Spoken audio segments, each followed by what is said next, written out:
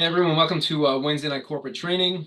I'm Dan Rosenbaum. I'm a Metro Regional Manager and Field Adjuster. So I have real life experience out there in the field, so I'd like to share some of that with you and some training on that. I'm not sure if we're going to have a host or a sponsor to be asking questions or giving any type of introduction. We'll give them another 2 or 3 minutes for anybody else who wants to sign on. I do request that if you have any questions as we go through the slide set, if you do hold the questions until the end, that would be much appreciated.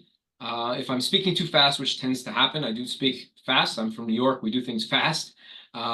Just raise your hand or shoot a message or something like that. Just ask me to slow down. I'll do the best that I can. Again, questions, please hold to the end. There are some parts where I do ask for some feedback or questions. If you know, like if I pose a question, please, you can certainly raise that, shoot out answers and we'll deal with it as needed. So we'll give another 2 or 3 minutes just if anybody else needs to sign on. If you have any questions, you can throw them in the chat now. Happy to help out wherever I can. And I look forward to a successful and interesting training. Thank you.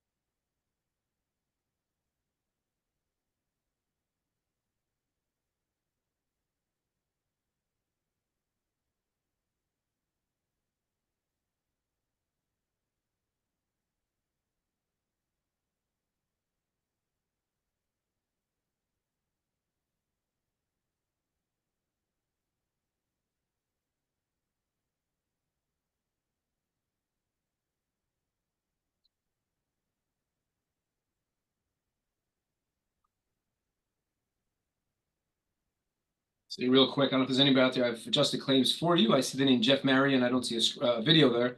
Jeff and I are working on a claim out in Illinois, where I'm licensed also. So I'm based out of New York. I'm licensed New York, New Jersey, Illinois, and Minnesota.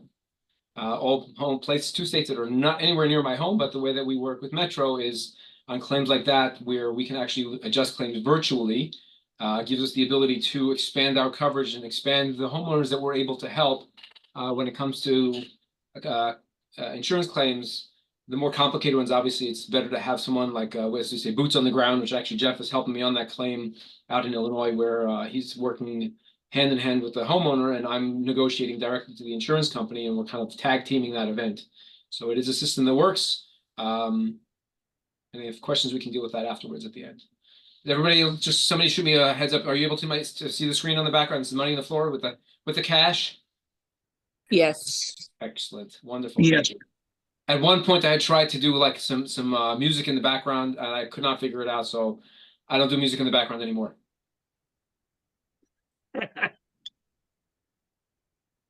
All right, 6:04. We'll give one more minute if any late arrivals, and I'll do my best I can to have if unless somebody else comes out here. If sometimes sometimes Tess jumps in here, or they get some of the other hosts that like to give us like some shout out or some explanations on some of the metro stuff, which I don't really want to talk about because I think that the more interesting part is really in the adjusting part and the building materials, which is what our specialty as field adjusters is really in.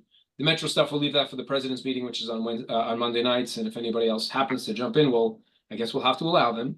But if not, we'll go through the slides, find some interesting stuff. I hopefully able to teach you some things that you can look for as you're in the field or as you're writing claims, etc. Question, greeting everyone. So maybe we'll answer Giovanni.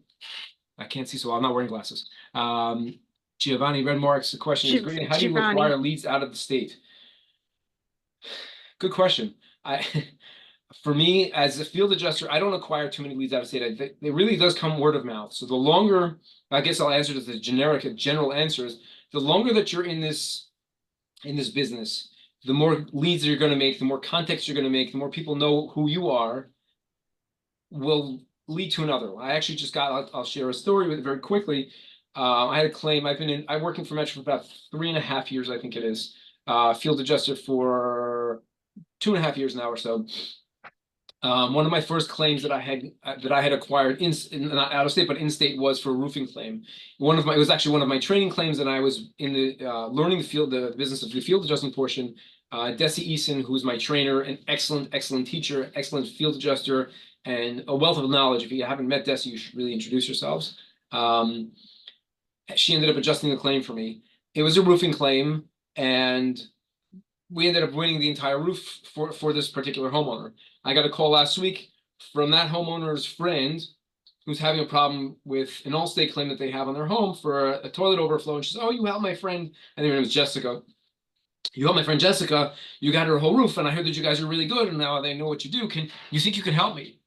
So how do you get claims is really, there's a lot of word of mouth and a lot of networking where you will learn those types of things. And the more that you're in it, the more that you do. You can also do through Facebook ads. You can do through LinkedIn, sharing your own profile. You never know who knows you or who might know you or might read something. Oh, hey, just sharing information out there, just telling people what we do.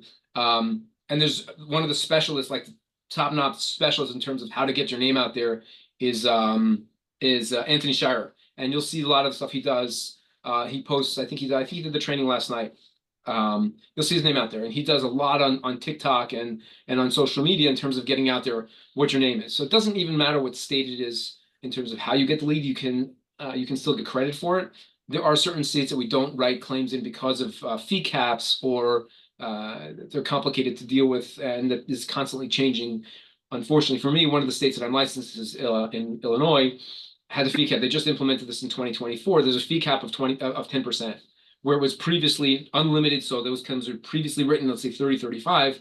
Those are now written at 10%. So I think as time goes on, we're probably Metro as a whole is probably gonna move, back off from writing claims in Illinois unless they're large claims. We'll deal with that as it comes up. So let's get to our topic. The topic is the money is in the flooring. Not physically cash, but the money as an adjuster, learning building materials, learning what the different types of flooring are, and which is what this class is really about, what the different types of flooring are, why those can be big money makers for us as reps, as field adjusters. Flooring is very easily damaged. So, I mean, lots of different types of flooring, some more easily than others, and we'll go through those slides, and I'll show you what you should be looking for if you're out there, or if you have, even if you're doing someone sending you pictures, like what should I be looking for? And that's kind of what this class is geared towards. And then towards the end, I actually have an interesting slide, which will be like a Q&A if anybody knows what it is. It's a big ticket item, which some homes have, some homes don't. Depends on the age, really how old the home is. It is a flooring material, and it can sometimes be, as adjusters, a pot of gold or an opportunity for the homeowner to get something dealt with, and I'll explain that as we get there. So money's in the floor. Okay, learning how to identify the different materials. So these are pictures that I had taken. I think some are from Lowe's, some are from Home Depot, just so you can understand what the differences are. I don't know if I can see the my cursor moving, but I'll guide you through and learning what these different materials. So the picture on the left is showing you it's a hardwood flooring, which is, and you can see on the top left picture up here. I don't. So let me see if there's a way for me to pop up a cursor. But I don't think I can. Just bear with me for 1 second. I don't think so. Okay. Anyway, so the pictures on the left, those are both the same material. It is a hardwood floor, but if you see it, it has a shine on it. It's pre-finished. It comes out of the box like that. So a floor like that, as a field adjuster by textbook, if it comes out of the box like that, that's how it's sold. And a floor like that, if someone has a home that's like a pre-finished, you're not really supposed to refinish a wood floor like that. If that's the way it's sold is from the box, if a floor like that is damaged or warped in any way, technically, it's an argument we have with the insurance companies of whether that entire floor needs to be fully removed and replaced or it can be refinished. I would say, if on a floor like that, if it comes out of the box from the factory, it's pre-finished, you probably shouldn't. Can you get away with it? Sometimes, yes. And again, in the world of insurance adjusting, it's in adjusting. We have a difference of opinion, and that's what part of the negotiations are. The middle picture is showing a vinyl plank floor that I believe is the brand is called Life Proof. That's Home Depot's brand. There are other brands that are out there. Each big box store has their own brand. A vinyl plank floor is supposed to be, I'll use a waterproof, sort of. Water can get underneath it, especially if water gets underneath it beforehand. That's a problem. Those floors interlock, and we'll talk about those going forward, what interlocking planks are. The upper right picture is a wood laminate floor, so it's a simulated wood, so that's very, very easily warped and ruined, really, but just like a little bit of water can ruin those. They look great when they're brand new. They're very easily warped and very easily damaged.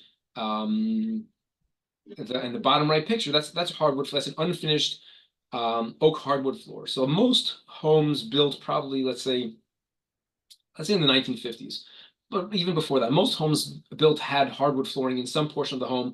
It came in a box like that, an unfinished, and it's like a raw material. It's installed, it's nailed down. They can sand the surface. You can refinish it and give it like a beautiful shine, like a basketball floor shine. If it gets damaged, you can resurface. You can sand it down, refinish it. You can change the color. So a floor like that is more durable as far as in the adjusting world. So it wouldn't get replaced necessarily unless it's really truly warped. And I'll show you what a warped floor looks like. But a floor like that can be refinished. This image, if you look closely, right in the center there, and I did circle it. This was actually from a claim that I had adjusted. This is a simulated wood laminate floor, and the best place to really look for these for the damage on those laminate floors, and it does not take a lot of water. You spill a cup of water on a laminate floor, you can actually ruin the whole floor. You don't have to have the whole floor ruined in order to be justified in terms of a claim or coverage. Just a small spot. And the way that we look for that is you really, like, if you have a lot of the newer phones, you can zoom in and you just look real close. If you just see that little ridge and that bump, that's enough to prove. And the word that Bill likes to use is demonstrable. So when we go through the field adjuster training classes, we have to demonstrate and prove to the insurance company where's the damage. They're not looking for damage. We're looking for damage. That's why we're good at what we do in terms of proving what's there. A lot of the insurance company adjusters, they don't care. They get their salary. They walk in, they deny a claim, they cover a claim. They really don't care about the homeowner. Most of them, not every single one, but most of them don't care. They get their fee for whatever the work that they do. So whether they find $10,000 worth of damage or $4,000 worth of damage, most of them are they're getting the same flat fee, so they don't care. So our job is really to help the homeowner. Like if the damage is there, they're owed for that damage. This is what we call swollen seam and laminate. That's decompressions. The planks, the boards underneath are made out of like a fiberboard, almost like a fancy cardboard. When you get cardboard wet, it melts and dies. If you ever leave a box outside in the rain, it's not going to last very long. So it's the same kind of thing here. That can happen under those lower layers. The top is somewhat durable, somewhat. But once the water gets through it, it's basically done.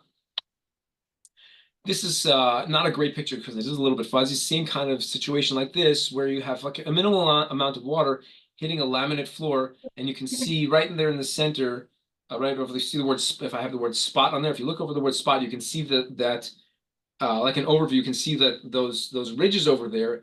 That's a telltale sign to me of water damage. It does not take a lot of water to damage a laminate floor. Same kind of thing. This one again. It's a fuzzy photo, but with the glare coming in from the window on this particular picture, you can see each plank, each seam's got a ripple, and that happens on a laminate floor. Again, it's very easy to be damaged. You cannot repair it, and because those planks are interlocking, once you have a laminate floor that's damaged, wherever that floor continues is an inclusion on that. It gets included. So we go from room, could go from room to room, could go into big rooms, and that's again something to look at. Those can be money makers for you as either a field adjuster or as a rep. -12 but not repairable, which is what I was saying. So this is a close-up view, right? If we're looking right on that crack, right on that seam, I don't know if you can see my cursor, right on the seam there, that's where we're looking for that the focal point of the damage is on the seam, where those two planks join together. A little bit of water gets in there, it swells up. You can take a picture of it. It's done. It's easy to prove on a laminate floor. Again, this is the same kind. It's just multiple different images of different floors, even different manufacturers. But you can see once the laminate is swollen, it's gone. You can't repair it. I think as a whole, the laminate flooring is kind of moving out. It's not as popular as it was a few years ago. Now a lot of people are using vinyl plank flooring. The vinyl plank flooring, as much as they say it's much more durable, it is durable. It can still be damaged, especially if the water gets underneath it. It only takes a little. Same kind of deal. This is obviously just for demonstration, but especially when you have water on the seam of a laminate, by the time that droplet is dry, you're going to see those ridges popping up there from the decompression. Bamboo flooring. So this is kind of like it's one of the newer types of flooring. Same kind of deal because of the grains and you can see the seams over there. Again, we're going to look for variations in height if something gets warped on a bamboo floor. It's durable, but it can't be refinished. So it's like I was showing on the first slide of a hardwood floor, like an oak hardwood floor, where you can sand it down and refinish it. Bamboo is not. It's durable in terms of stepping on, in terms of being able to last a long time, but you can't refinish a bamboo floor. Whatever it is, it gets this one coating. If it's damaged, same thing, continuation, just like a laminate, wherever that flooring goes is going to be included as part of the claim and coverage. Okay, typical water damage on top nail flooring. So top nail flooring is like a hardwood floor. This is standard, but it's an up close picture. You can see this one. Obviously, the flooring is it's an obvious picture. You can see where the water is damaged. This is a hardwood floor as opposed to a laminate, but you can see the water stains that got in there. This is again, the sample is a Christmas tree. It could be, you could have any type of plant, you could have any type of pot, you could have any type of it could be from a toilet overflow where the water just sat there for a long enough period, where the wood underneath is stained to the point where you're not going to be able to, in this particular picture, and the moisture meter, which is that image there, shows an 85%. It means it's quite saturated with water. You're not going to be able to sand that floor down to make it look like it did pre-loss condition. So you can sand it as much as you want. Those brown stains that are on the seams are not going to come out. And you can't like, even if you were to refinish, sand it down and then change the color or whatever to stain it, it's not going to get those stains out. So in a situation like this, for this particular image and this particular claim, at least a part of that floor is going to have to be removed, replaced, and then the balance of the floor you can have refinished. And if we're looking, these are things that we should be focusing on if you're looking for a claim, looking for someone to help in a situation like this, and you see that, it's like, wait, that might be covered. So it's something to think about. If it's just a small, if it's a tiny room, like, let's say 6 foot by 8 foot, small room, it's probably not worth writing a claim on something like that.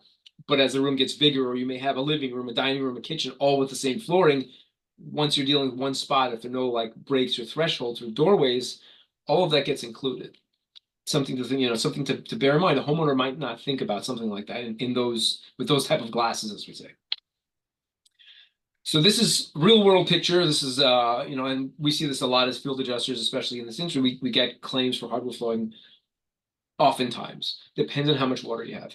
The picture that you see here, the left and the right, these are both the same floor. And the way we prove it is we take a straight edge. It could be, and here you see a ruler, it could be a metal ruler, whatever. I find the metal is actually better because it's less flexible, and it's not gonna, like, I throw things in my bag in and out of the bag all the time. So my go bag. We take a flashlight on the back, you point it at the front, take a picture, and you can see that those ridges kind of they look like waves. You can see them there. This is very easily demonstrable. We can show the insurance company there's no fighting. They actually, this particular claim, the insurance company actually is fighting me on it. They didn't want to pay for any of the replacements of the floor. We're going to win that because we can prove it. But again, field adjusters for the insurance companies are not trained in this type of, not all of them, some of them are, but a lot of them, just because it's, they're not looking out for the homeowner. That's our job. We look out for the homeowner, and something like this, where a homeowner might not even notice it, you put that straight edge with the flashlight, it's like, oh, wow, I didn't know that was there. And you can feel that with your feet too. So I've had field adjusters do the same things. Like, we can show with a flashlight. I've had them take shoes off, which is actually when I'm working my claims in the field, I always wear slip-on shoes, except for if I'm going to into a fire claim or something like heavy duty nasty. I wear slip-on shoes. Number one, because I can take my shoe off and feel it with my foot and say, oh yeah, I feel that, and then I'll take the picture afterwards. I can prove it very easily. I also tend to climb up people's furniture if I'm taking moisture readings of the ceiling, and if I just take my shoes and my socks off, most people are not going to complain too much, especially if I'm getting a money. Okay, this is an image of a veneer. So you could have veneering in flooring, you could have veneering on cabinetry, etc. It's not a great picture because it's honestly it's zoomed in too far. But a veneer is a very, very thin, let's say a quarter of an inch, and someone I'm sure will correct me, very thin real wood stuck on top of some other type of material. It could be on a plywood, which is real wood. It could be on top of a fiberboard, like we were talking about, like the laminate flooring. You could have something like that. It's a higher quality sometimes because of the veneer and the material itself. So a veneer could be a really expensive, let's say, you could have a custom like a cherry wood or a maple, where if you were to get a solid plank of maple wood or cherry wood, it'd be really, really expensive. If they do it as a veneer, it's a thin coat.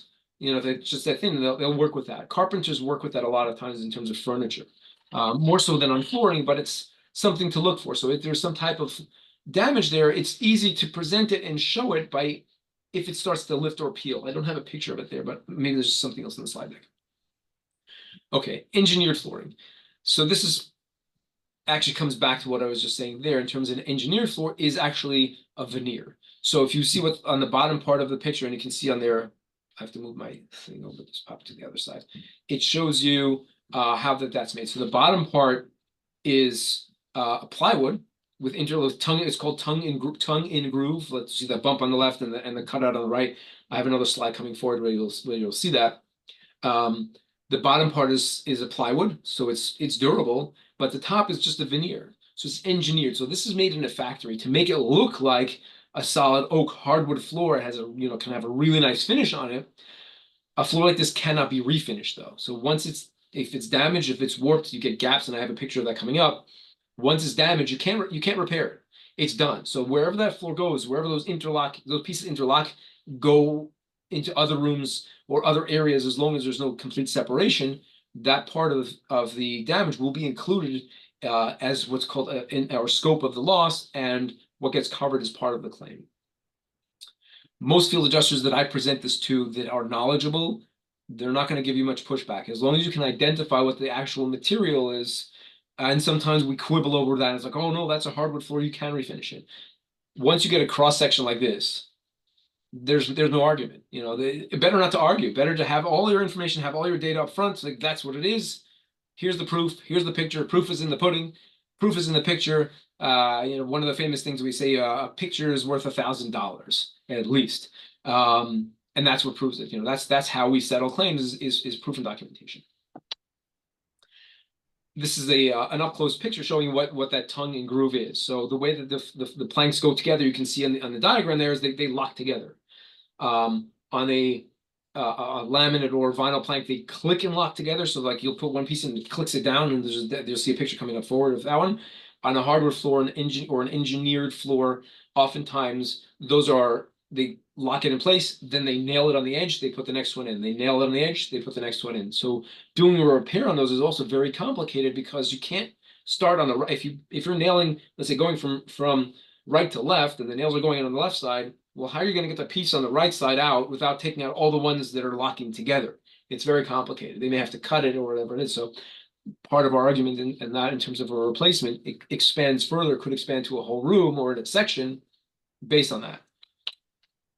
So this is another close-up picture of an engineered hardwood floor. So it is a hardwood. So you have this one's actually, sorry, this is actually a pre-finished hardwood floor that I showed in the first slide, where you can see the top has a stain on it. You can actually see it's a different color than the wood portion below. You can actually see where the nail was on the right side, that rectangular shape. That's where the nail was fired into the side. So they they banged the nail in to hold it in place. Yeah, it makes it very difficult to remove. A floor like this, because it's pre-finished from a factory like this, which has, you can't really redo them. So once a floor like that is damaged, out it goes. This is how we demonstrate. This is actually, I think this was the same property. That's my hand in a pen. And I did get the insurance company to pay for the whole floor because of this. There was a while they had a roof leak puddled on the floor right between those planks. So part of the presentation of the claim is when I presented the insurance adjuster, the homeowner actually had a picture of the light fixture above had water stains in it. And the bottom of the fixture was dripping down onto the floor. It swelled up the planks, it split them open.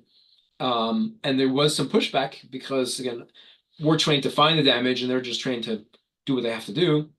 It's proving it. How can we prove that? And the tip of the pen was used for a couple of reasons. Number one is I put it there so you could see where I was pointing to, number one. But number two is the plank that I was pointing to with a pen had that gap of maybe it was 1/8 of an inch, maybe a 1/16 of an inch, a tiny little bit. The plank next to it didn't have it. The planks next to that didn't have it. The ones on the left had it in a couple, but not the rest.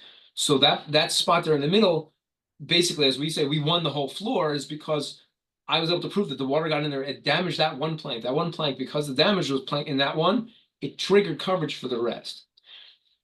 Engineered pre-finished flooring or pre-finished flooring is expensive. Again, it's real wood. It's not like a laminate. Laminate is not a very expensive item. Proving the damage is not hard, but it's not like a big ticket item. So even if someone says, you have damaged laminate floor, you might not even want to write a claim like that. If it's only going to be a few $1,000s, it's probably not worth it. An engineered pre-finished floor, if you've got damage like this and we can prove it, different story. It's a much more expensive item. This is actually a different claim, similar. I'm showing the same way. This is a much higher end wood flooring. These are all the same floor, and you can see on the picture on the left shows you there's what's called a transition strip between there. It's like on that angle. So I don't know if you can see that. Again, I don't know if you can see my cursor on that angle. There is, let's say, the argument to be made whether this is considered a continuous floor or that's a break. It could go both ways. You can see it, it's within line of sight. It's the same, it's definitely the same floor. The pattern, whoever installed it originally did a pretty good job. The patterns continue through some of those, like the V's you can see on the corner on the left. So I'm trying to win. This claim is still open. I'm trying to get the insurance company to pay for the entire floor. Again, this is a pre-finished, and you can see on the photo on the right side where you can see the groove, the tongue and groove portion. It's not something it cannot be refinished because this came from the factory like this. The insurance, I told the insurance company that I feel this is a high grade because I actually think it's a cherry wood. We're debating it, and what ends up happening in situations like this is we use a software called Xactimate. Xactimate puts in standard pricing for whatever the quality is. If we're not sure, something might be a higher quality. We never talk about lower quality. We always go for average, like lower quality. Nobody has lower quality. No, I didn't. Why would anybody do that? So if we think that something is of a higher quality or higher grade, like this particular floor, which I felt pretty strongly is a higher grade than the standard Xactimate pricing, the insurance company would like to take a sample, and that sample means they want to send it into a lab. One of the labs that does work, for better or for worse, they're not perfect. They're definitely not perfect, but sometimes they really do help us. Is called ITEL, ITEL. They do this service. Most insurance companies accept their lab reports. This happens to be an Allstate claim.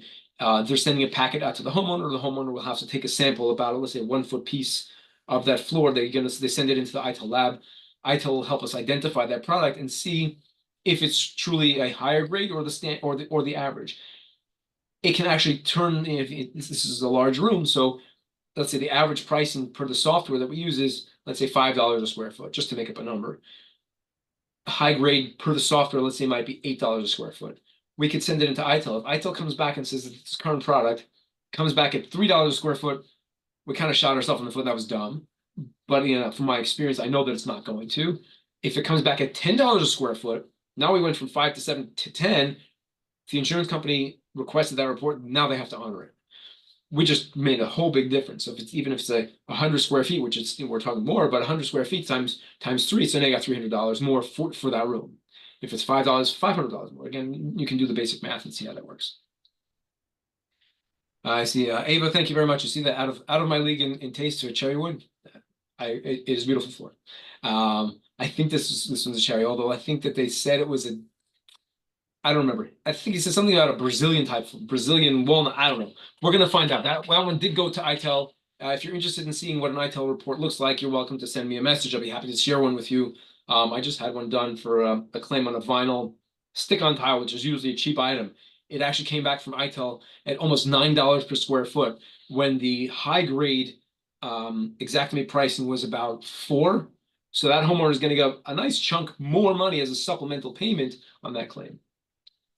Okay, solid roof flooring. This picture is the same as this is we were talking about before. This is a pre-finished hardwood floor with the interlocking grooves. So it's a pre-finished floor, comes out of the factory from the box. That picture is actually one that I took sample. You can actually go if you want to see these samples. You should visit your home, your big box stores. Go to Home Depot, go to Lowe's, go to Menards. Depends on where you are in the country. A lot of times when you go to the flooring department and those aisles, they'll have like little samples. So you can actually take one. They're not designed for us as adjusters, but it's a free sample. Why not? They're designed so you can take it to your home and see what it looks like. In my particular case, I use these for training. This is actually the picture on the left and the right is the same one. So it shows you that you can see that from the bottom part that it's real wood. That's a real grain wood. It's stained and finished from the factory, so it's pre-finished. You probably could, like I think I said this before, you probably could sand this floor down and refinish it once, as opposed to a true hardwood oak floor. You can do more than one time. Again, the argument could be made if it may have a beveled edge. So beveled, if you know what beveling, like to Google this, hard to explain. A pre-finished floor, though, it comes out of the box like this. If it has a bevel edge, even a slight edge, so meaning if you were to think of like I don't have a piece of board. I have it here someplace. Take the edge. If you were to sand it down, imagine sanding it down or shaving down the edge so it has like a little groove, kind of like a little groove. Just I don't know if you can see that on my fingers, like a little groove like that on the edge. Now we got a different story. That floor cannot be refinished. The reason why someone would buy a floor like that is because they want the groove there. If you sand down the floor to refinish it, your groove is gone. Now you've got a different material, and that's something that has to be covered, as part of the claim. That's an argument that we would have with the insurance company. Say, you know what? That floor can't be finished. Look, it has a beveled edge. That's the way the homeowner wanted it. If you sand it, it's gone, and then it will never look uniform with the rest of the floor. So keep an eye on those wood floors. Hand scrape floor. This is I'd say most common in high-end homes or really, really old homes, and you'll notice this because of the lack of uniformity. It's not going to look straightforward. It's not going to look like you're going to walk into a, imagine a basketball court. High gloss. Every plank is super shiny. Bowling alley. It's like uniform. It looks the same straight across, like super smooth. Hand scrape is going to each plank is going to look a little bit different. Floor like that, if it gets damaged, it's kind of like that veneer floor that we were talking before. The same thing as and with the beveled edge, you can't sand that down with a machine to like a drum sand. Like you can't use a machine to sand that down because it'll completely destroy it. So if it can be refinished, and that's an if, something could be negotiated or really debated, it would have to be done by hand. So someone would have to go there with sandpaper or a small orbital sander or whatever it is to deal with that. Completely different, much more expensive. So if we're finding floors like that, they're not all that common in, let's say, most cities, but you may run into it. You never know. Okay, this is our snap and click installation on the common type. It's most common is on the laminate, the vinyl planks. It does have that tongue and groove, but it's a different type where there's no nailing on the edges. It's so-called a floating floor. They go up to the edge. They'll put one down. It clicks down in place, and they do the next one. They put the next one. They keep going. Because those are interlocking and the edges are really, really thin, so they look nice. You can do it once. You probably can't take that floor apart and put it back together the same as it was before.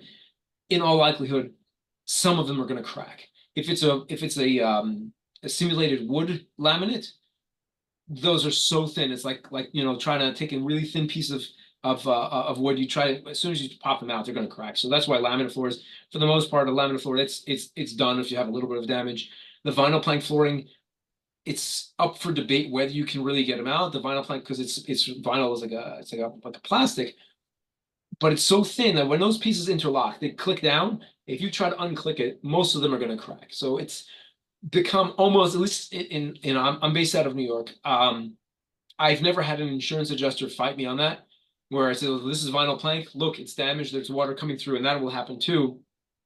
Is on a vinyl plank flooring, they say it's waterproof or semi-waterproof from the top. Maybe. I said maybe. If you have most cases, even if it is, think about a sheet of plastic. If you put a sheet of plastic right here, but what happens if the water comes from the bottom or from the side? Now, or from the bottoms, underneath. Now you have water, plastic, and what's gonna happen? The water's gonna be trapped. We can't have water trapped under flooring because it's gonna get mold. And if you have mold, now we have a problem. So those flooring almost always comes out. On a vinyl plank floor, what it's kind of freaky and people don't realize it, that water will get trapped under there, and you'll walk on the floor, and all of a sudden you'll see the water squirting through just on the seams. And the homeowner will go, oh no, it doesn't look too bad. You're right, it doesn't. Until you start walking, you find those spots, and it's like, oh, it's just a little bit. And then you walk a little further, it stops, and then start, because flooring is never really perfectly level, especially like in basements. And a lot of people are putting the vinyl plank flooring in basements. But if you have any type of water underneath there, you certainly have to dry it out. But once you start taking it apart, it starts to break. Again, in New York, I've never had an insurance adjuster where you have a vinyl plank floor. I say, I want the floor paid for. I really don't get much pushback from the insurance adjusters with that. Other adjusters may have different experiences, different states, different insurance companies. That's my experience. So this is an up close picture, again, tongue and groove, but the up close portion, this is a simulated wood laminate floor. And you can see like the little dots. This is what I was saying. It's kind of like a cardboard. It's so thin that on the groove side is really thin. The tongue side is really thin. You put those in, they click in place. I don't really know, unless you're really like, if you're a surgeon, yeah, maybe you could take it out if you're a surgeon. But in the real world, realistically, the chance of being able to take apart of a laminate floor, almost impossible. So it's as crazy as it seems. It's actually not a big. It's not a hard fight for us as field adjusters to win over that battle of an insurance company of proving of damage of a tongue and groove laminate type floor. Okay, so because this type of flooring is oftentimes this is a transition strip. They are expensive. They probably cost more than the flooring itself a lot of times by the square footage. Those are on door thresholds. You may have like going from a hallway into a bedroom or a hallway into a kitchen or whatnot, or going from different rooms. They might change colors. You might change materials. This particular image is probably a vinyl. The bottom right part is like a vinyl, like a plastic. The top part might be wood. It's probably not a real wood. Those are also easily damaged. They cannot be reused either because the flooring will click in place there. Once you take the flooring out, that plastic strip is probably going to break or it's going to bend to the point where if you were to try and put a floor on top, even the same kind of flooring on the top of it again, it's not going to lock it in place. Those under the same concept, they're like a single-use product. You put them in, take them out. So when we're taking measurements of claims and losses, it's something to factor in is we have transition strips. And transition strips, again, it's all about what makes sense as part of a claim. If it's, again, small claims, what differentiates, does it make sense to write this claim? If it's a small area, you don't need it. Well, you might have a small area, but there's a big transition strip.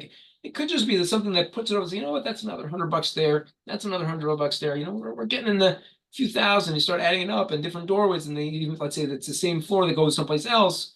It's just things to think about as we're out there.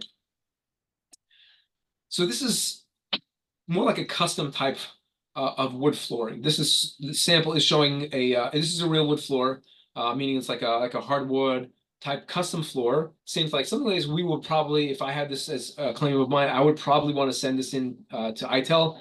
most likely this might be like a maple type floor where it's custom, it's expensive. Maybe the product's not available. If the product's not available, now we got a different story. Because even if you have a small spot that's damaged, you can't go to the factory, you can't go to anywhere to get that same floor because it's 40 years old. It's beautiful. And it was beautiful and it was a custom item, it was an expensive item back then. And now it's not only is expensive, it's virtually impossible, you can't get it.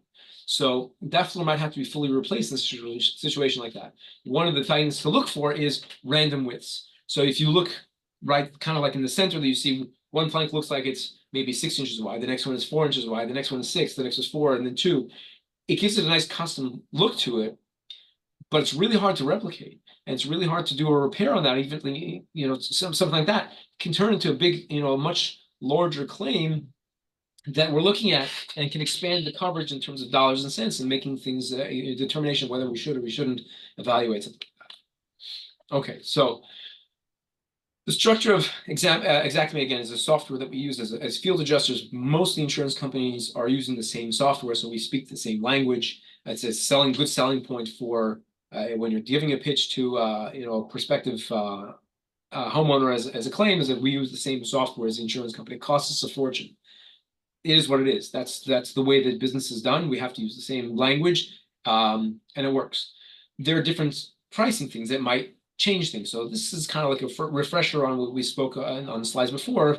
How thick is the floor? Top species, like if we talked about, let's say, a veneer, what kind of wood is that? Is that an oak floor? Is it a maple floor? Is it cherry? Or is it a Brazilian walnut? Who knows? They have all these fancy things that people do, and especially in the custom homes, to look out for. It changes the pricing and by the square footage, whether it makes sense to put the claim or how high is that number going to rise.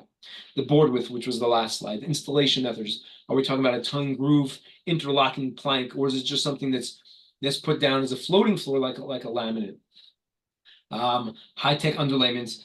I don't think we're going to run into this so much, but a slide I have coming up is not going to be a high-tech. It's going to be, I would say, almost a low-tech, but it's a trigger item. It's something to keep an eye out, especially in the older homes. And then the hand scrape finish, which is, again, like I showed you in a couple of slides ago, is like, that's something to keep an eye on. Is like, is this like a custom item? Where can that floor be refinished with the machine, or is it's if you put a machine on something like that, it's going to ruin it entirely. That's got to be done with precision. Hand like a toothbrush to clean out the cracks. So sometimes you have to do that. Different types of flooring, and these are all different floorings and things to factor out through Xactimate. So number one, engineered wood flooring, which I showed you. An engineered pre-finished floor, solid wood flooring, which would be the oak, which can be refinished, stained and refinished. A laminate wood flooring. So laminate is like, so let's say on the lower end of the totem pole in terms of value, but they're very popular because, especially like in rental properties, a landlord might put it and say, hey, look, it's got new floors and it looks like new wood, and they put in a new floor, and when the tenant moves out, they just change it out. Change the floor, and it's cheap enough they can do it. Vinyl flooring, you might have vinyl tiles, which are common in basements. You may have vinyl interlocking planks. Learning the different materials, and again, you can go to like a Home Depot or whatever. Look through the flooring aisle. Look at the samples. You can take, they have these samples, they're free samples of all different colors, even if you're looking for your own home, different options. Resilient flooring, which is something a little more durable. That's like a refinish type flooring. Like a gym floor would be something like that.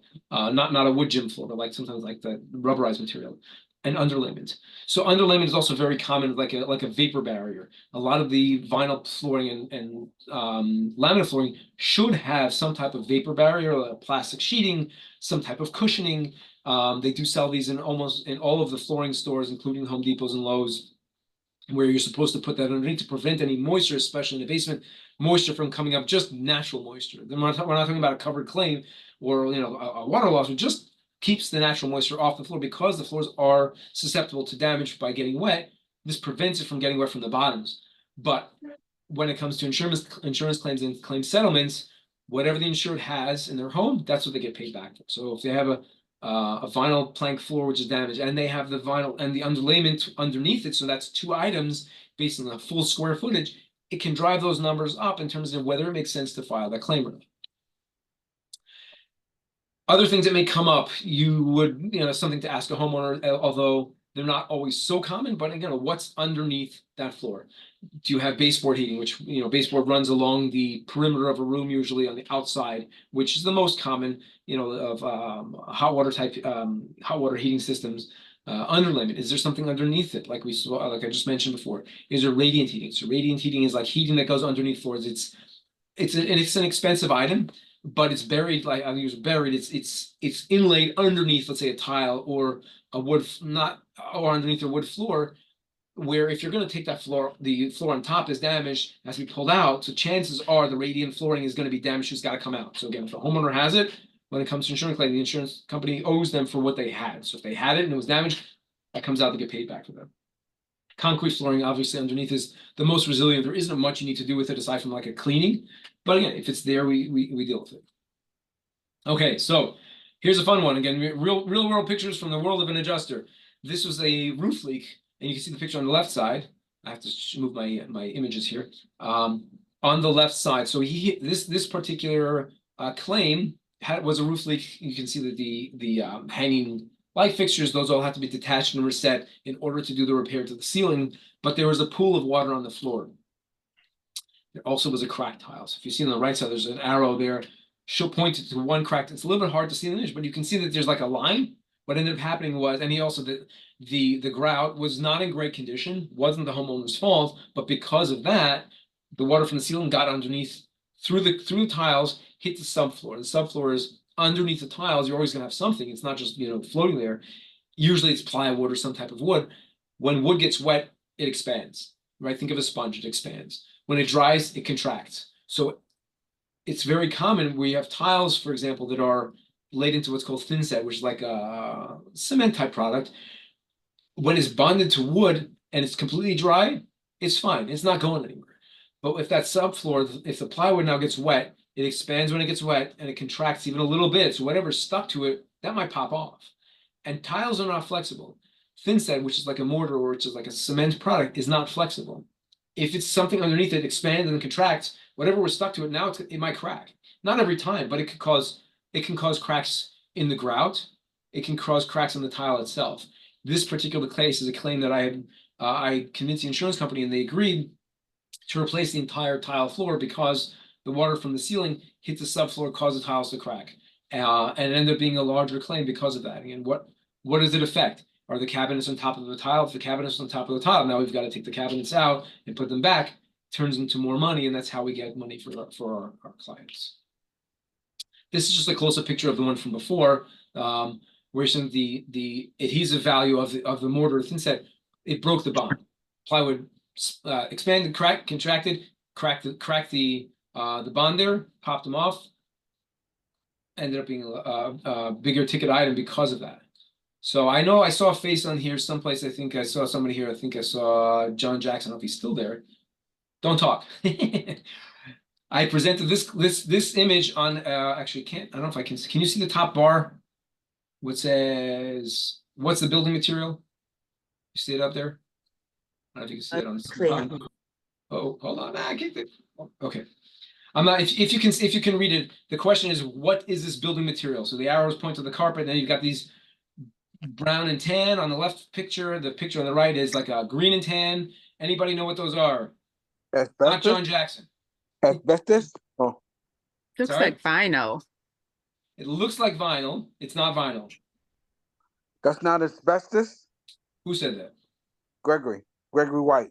Okay, so Gregory, that we're not allowed to confirm or deny that something is asbestos because they're EPA standards. So I can't say, yep, that's asbestos, because if I'm, now I've opened myself to, confirming something without testing it. But in real life, I can tell you, yes, that is an asbestos tile. Both of those, it's actually at the same home. They had different asbestos tiles with carpet that was glued down to it. They had a toilet overflow. The carpet had to be pulled out. When they pulled the carpeting out, some of those asbestos tiles came off. Triggers coverage for an asbestos abatement. Not every insurance company will allow it. Aren't those asbestos tiles like a little bit smaller than the regular tiles? So correct. So asbestos tile, one of the best ways to identify it, even if you're just going, if you're not, let's say not a trained field adjuster, one of the ways to look for it is you measure it. Asbestos tiles are 9 inches by 9 inches. When I speak to I speak to, a restoration company, if we're calling somebody a restoration company and say, hey guys, we got 9 by 9s. They go, yeah, baby, we got 9x9s. And they're like, What? they start drooling. Really? Yes. Okay. Okay. There's big money in 9x9s. So not so much money for the homeowners. The mitigation companies, the restoration company goes, that's got to go. It's homeowner never, why would you want it again, especially these days, they just passed another law that banning all asbestos products, um, such as these. Again, you can't buy them anymore. You can't install them anymore. If you have the opportunity to get rid of them through a covered insurance claim and insurance is paying for it, heck yeah, let the insurance company pay for it. It costs thousands of dollars. At least for, I'm in New York. Everything in New York costs more money. But if there's an asbestos abatement that needs to be done, again, the homeowner may not realize that financial portion of it because the money really isn't getting rid of it. It's not like the fact they're owed for replacement. If that's all they have on the floor, so the mitigation, you can't do this. You can't do it by yourself because it's potentially hazardous. You'd have to have a licensed abatement company do it for you with permits and whatnot. But the homeowner would be owed for the current equivalent of that type of flooring, which these days in this market in general is considered like a vinyl tile, which is still an expensive item. And wherever that flooring goes, typically, if we're successful, is wherever that's going to go, that's going to get paid for.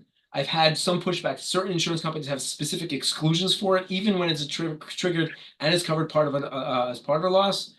In New York, there's only one insurance company that I know of that I've dealt with that has that's turned it down. Most of the other ones go, all right, and they may fight over how far, how much needs to be done. But if it's a big open space, most of the times they're paying for that. And the benefit to the homeowners, I say it increases their future value. If they decide to sell their home at some point in the future and say, oh, do you have asbestos tile, especially now with the new EPA standards that say, no, we had it abated. It's gone. We put these vinyl tiles, or we put carpet on top and glued it down. It's gone. I see Ava's got a raised hand. Yes, I just Go wanted for it. to ask really quickly, you can't confirm any of these conditions, but can you just suggest to the homeowner that they have it officially tested so that they, like mold or asbestos or whatever it is that might be, if they run their own test or have their own specialist do the testing, then they'll have the proof that they need, right? Correct. And then you go from there, I guess, as um the public adjuster, and then you can submit the claim. Is that the route that you take? Kind of. So most individuals, be it adjusters, be it insurance companies, they don't want the liability on their hands. So we're kind of getting it, unless there's a specific exclusion, and they're not, again, in my experience, again, here in New York, there are not so many insurance companies that are going to say no to it. At the very least, they'll pay for the testing. So the insurance company, if it's damaged, I mean, if it's just there and it's not damaged, there's no conversation to be had. If it's damaged, or you have what's called a category 3 water loss. So category 3 is fancy water for poop water, toilet overflow, or something like that. It gets damaged, it gets underneath it, and you've got tiles popping off. Different story, right? So I would, again, same time thing, like similar to an ITEL, but asbestos testing is not really ITEL specialty. There are other labs one is called EMSL. You can mail them in. You can, again, it's not a hazardous thing. Like we're not generally worried. If you take one of those loose tiles and you send it to you send it into the lab will run a test on it. It'll come back. If it comes back positive and there are damage and let's say there's like big areas, the insurance company in general will address it. So how do we know that? Like you said, just for liability purposes, I would never say, oh yeah, I know 100% that that's asbestos, because I don't know, and we don't know anything 100%. I'm like 90% sure, probably like 95. Especially if I take out my ruler, the same ruler that I use for, checking for the cupping of the hardwood floor. I take out my metal ruler, which is a 12-inch ruler, put on the edges. Oh, 9 inches, 9 inches. We know chances are like nine. It saves homework. Like, I'm not 100% sure, but 95% chance this is probably an asbestos floor. And then, the husband goes, oh, that's interesting. And the wife goes, oh my God, there's asbestos in my floor. We're going to die. I'm like, no, everybody's going to calm down. It's not a hazard as it's there. It becomes a hazard if you start, smashing it up. So do us all a favor. Don't go down there with a hammer and start smashing on your floor. I don't know why you would do that. it releases the tension that people might have when they start hearing things that are hazardous. In general, unless it's really the pieces are flying and you have airborne particles, it's probably not as hazardous as other type of exposures in terms of asbestos. But if it's there and it's damaged and it's affected, you have to send it to the lab. Most of the time, the insurance company will pay for that. It's Hey, not something we're going to pay out of pocket. We don't lay money out of pocket. Certainly for that, it's expensive. It could be a couple $100 for them to test that. hey, Dan, Yes, sir. there's another part to that you got to understand. When you see those tiles, underneath the tile, the black mastic, there's two The types. glue. You're in New York. Every one of the buildings you got in New York that got it, that black mastic also has asbestos fibers in it. Now, if you find that and you find that in a house that has air conditioning system, put your mask on. Right. The asbestos fibers go to the air system, then it spreads out through the house.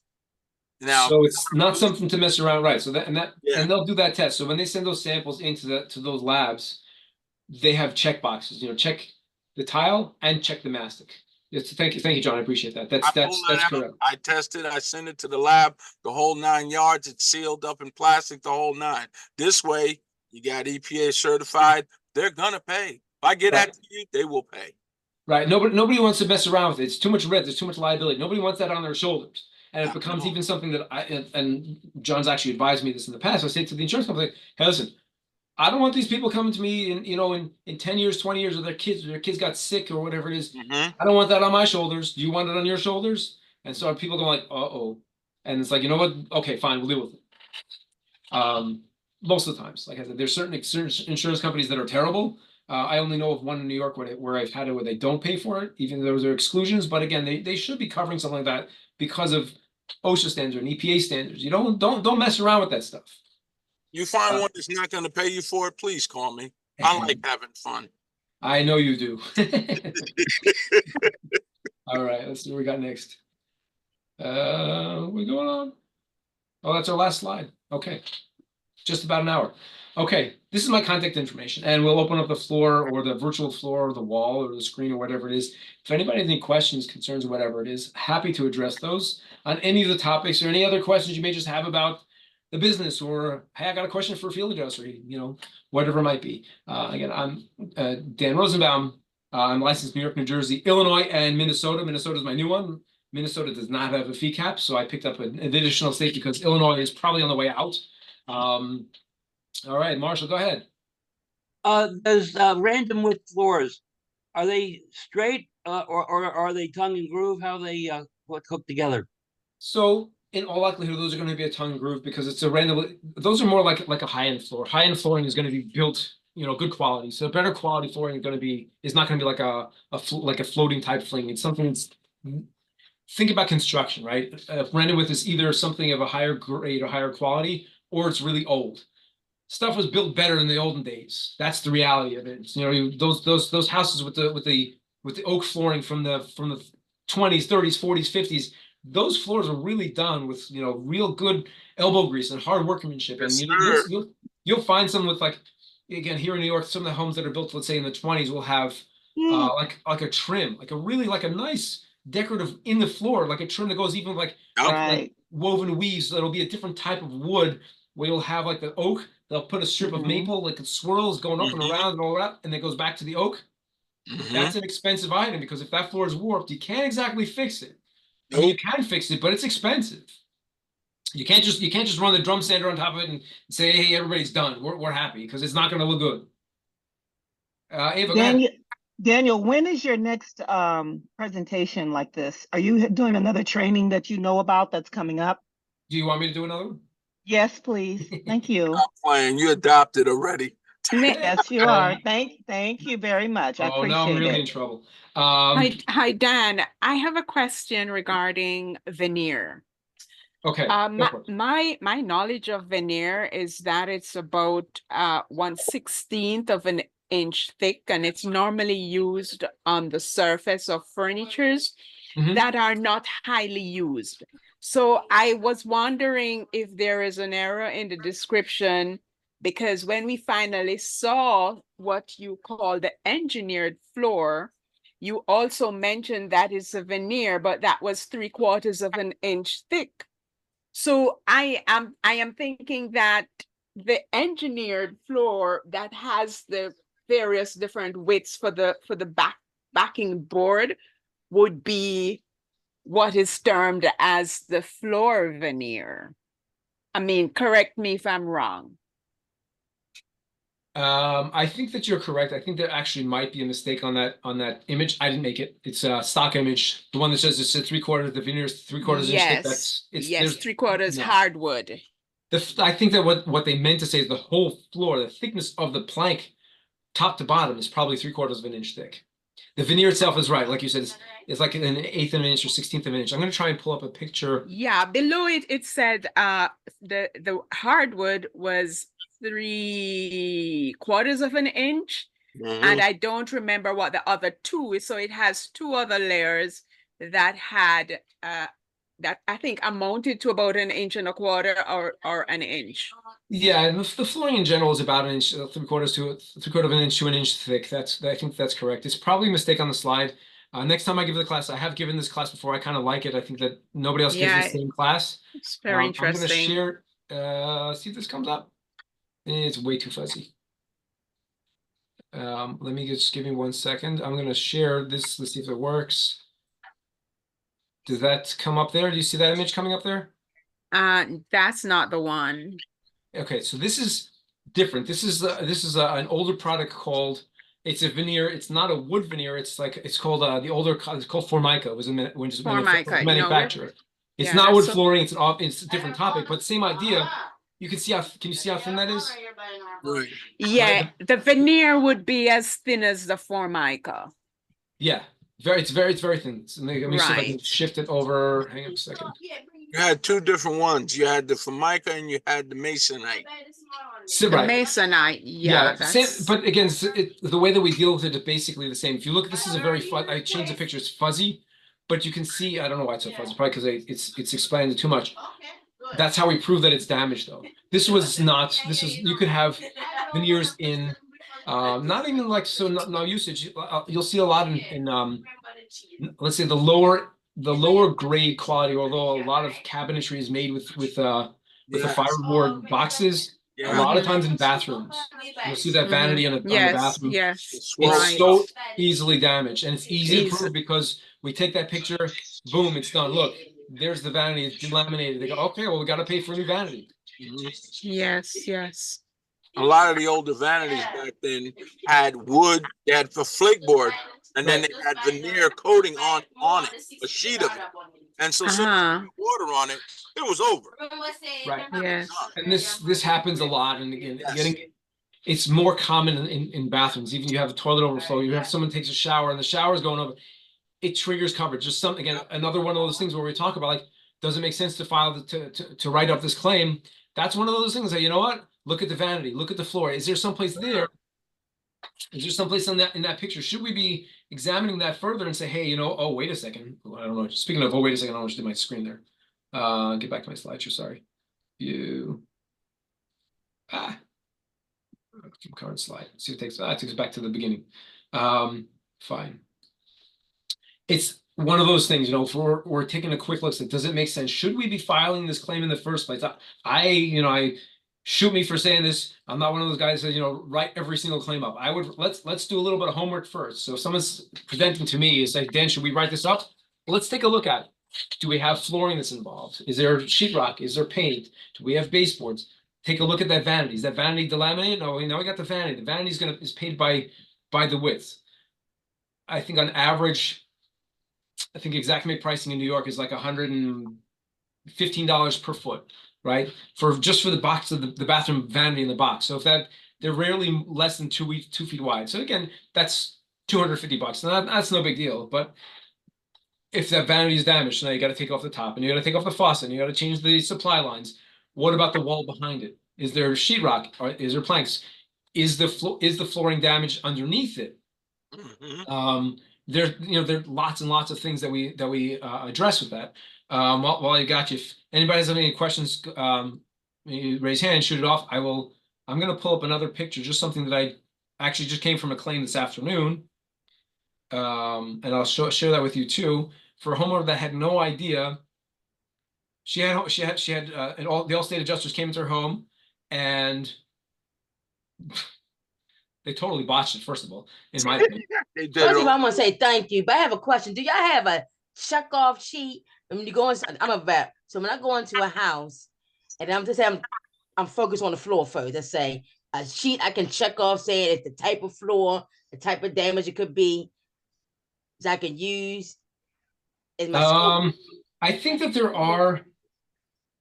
I think that Metro. I think there is something in I think Metro does have some type of something like that. Hold on, let's see if it did that image come up. Yeah. All right, let me just it's Multimeter.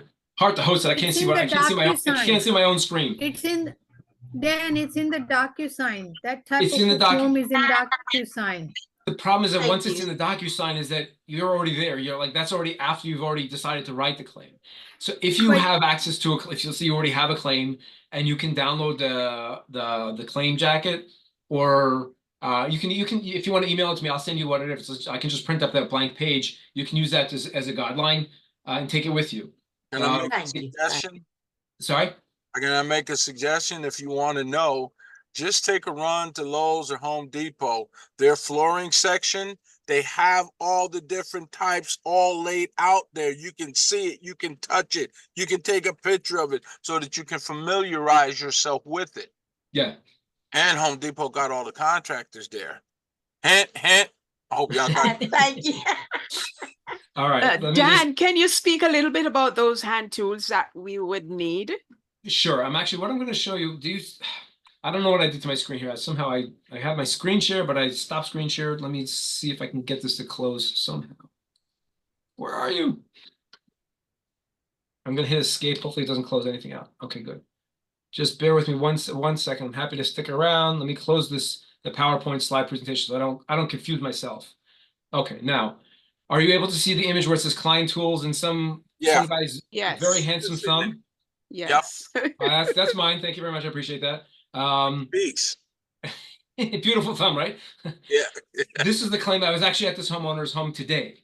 Allstate, they didn't know how to measure the house. Forget the rest of forget the rest. They had a 4-foot vanity. Allstate measured it as 2 foot.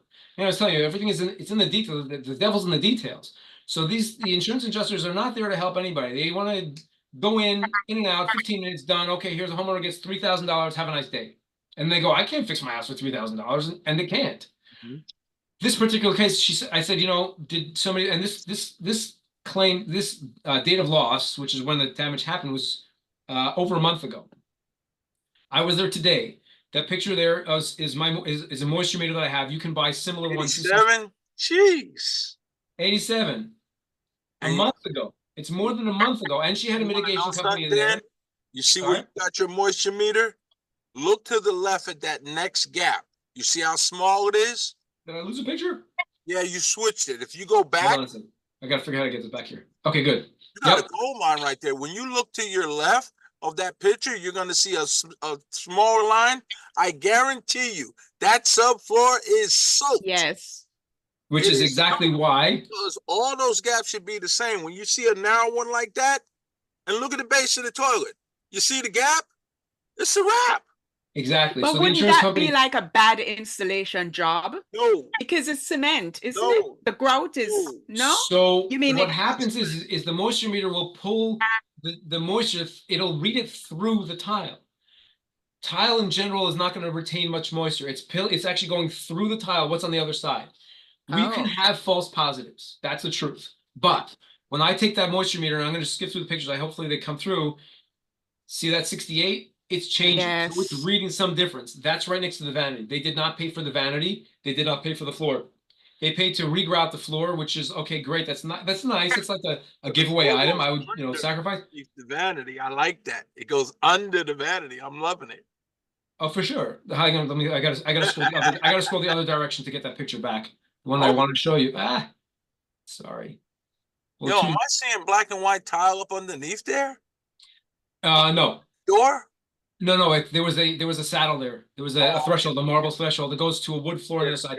The flooring, the picture that I showed earlier in the sample of the warping, was a floor like this. They did not pay for the replacement of the floor or even partial. They did a refinish, so you can refinish, but you can't sand down when the floor is so badly that you see the cupping like that. You can't sand that down. That's got to come out, at least that section, and then the rest of it you can sand, but that part's got to be replaced. And a good flooring guy will be able, good flooring person will do a really good job of making that blend and make it look real good. But you can't do it with something that you can't make damaged look good. You have to remove the damage and put it back. That's right.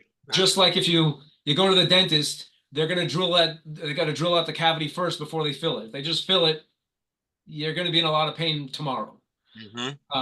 This is that same floor. So as I move further away from the toilet, and it was a toilet, it was a broken, a burst water line near the toilet from behind the toilet. As I move further away, that moisture reading is going down.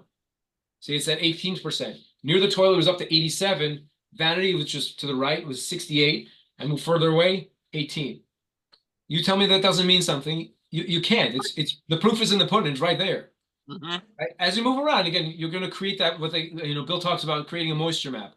I don't do with the sticky pads. It takes too long. I don't think it's necessary. Just looking at that right there, as you see, they had, when the guy put the flooring in, he put clear caulk and then he wiped it. So that's why you can't see it. But that wears out because when you first put the toilet in, after the first month or so, it starts to rock, it wears out. And if that hose that's going to that tank, buddy, you are getting the floor. They got to take all the floor out and put new floor in, and the piece holding the flange, you're getting all that, man. Correct. And it actually went down to the floor below. There was a bathroom in the floor below. Yep. Poor lady got John, shafted. were you in the business? I've been in the business 50 years. I'm a contractor, EPA certified. Oh my God, I should stay close All to right, you. Dan. There's my man, and he over there in New York with all the crazy If you look at this picture, again, same floor, I shifted the moisture meter just a little bit on this particular meter. When it hits 100%, it flashes red and it goes to 0L. I don't know what 0L means. Over Maybe limit. It can't go to 100, so it goes 99 to 0. Over the limit. That's what Over the OL limit. Okay, there you go.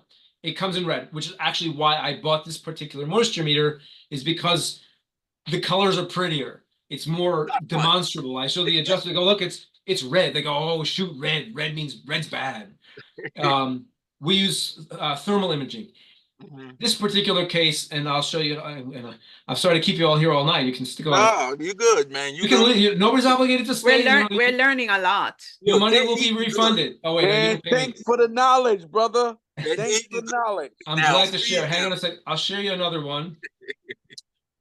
So the field adjusters, Metro field adjusters are required to carry around a thermal camera. So now you can see a thermal image done through FLIR. I love mine. Mine is it's that big.